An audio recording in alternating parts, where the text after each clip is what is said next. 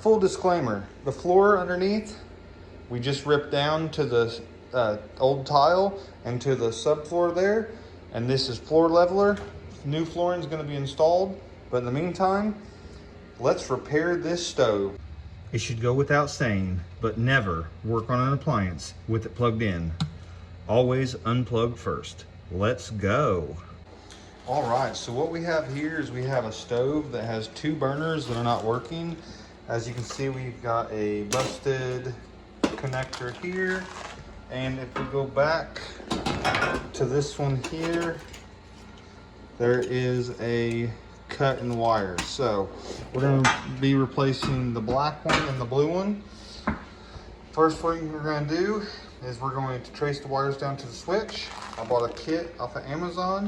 And we're gonna get this swapped out, get it powered up, and see what's going on.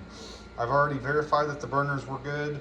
Took a burner that was good, ran it all through the different plugs, and we ruled out to having two bad plugs. So let's go ahead and get after this. Need to remove the front panel, 2 screws up top, and there's 2 screws down below.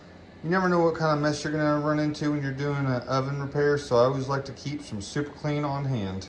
We're gonna open up our kit, kind of verify that our wire is gonna be about the right length. They're looking good. We're gonna go ahead and run the new wire alongside the blue, and then we will undo the. We will just follow the pre-existing blue. You could also cut and pull, but there's enough room that I can just push through. 1, 2, come around to the front, grab our wires. We're gonna go through that zip tie.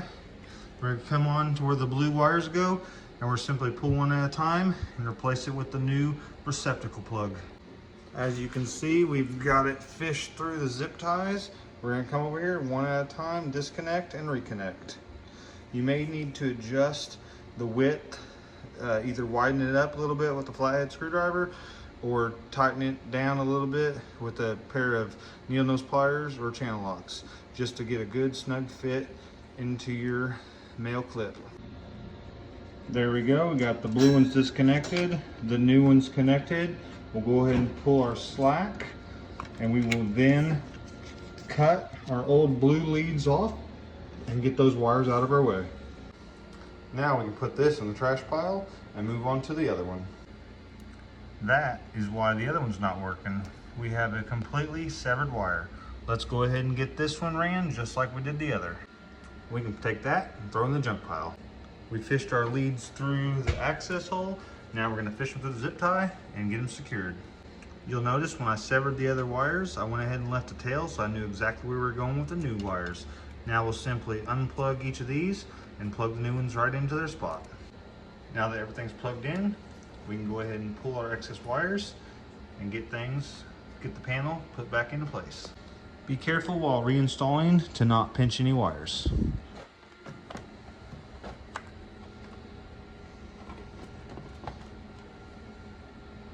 Next step, get the lid in its position, and you will take your receptacle, put them in position, and set your retaining screw and tighten it down. Repeat that step for all receptacles. Next, we'll go to the back of the unit where I uninstalled the ground wire screw, and we'll reconnect that. Be sure to get your ground wire screw nice and tight. There we go. Next, line up the top of the stove, and there should be clips on either side. There you go. And then in this case, there's a little strap, and we'll go ahead and insert the screw.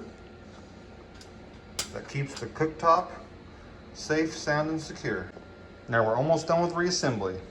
Let's go ahead and put in the burners, put in the shields, and then turn this on and see if this burner and this burner are now working.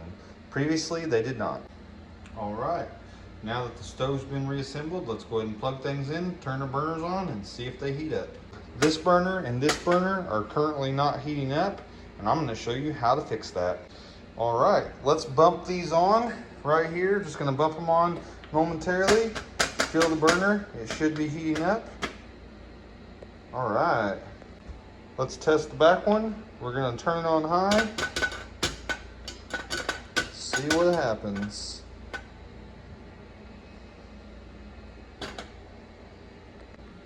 We're gonna turn everything on. Give it 5-10 seconds. And then we're gonna do a little backhand test. Turn them off. That's toasty. That's toasty. That's toasty.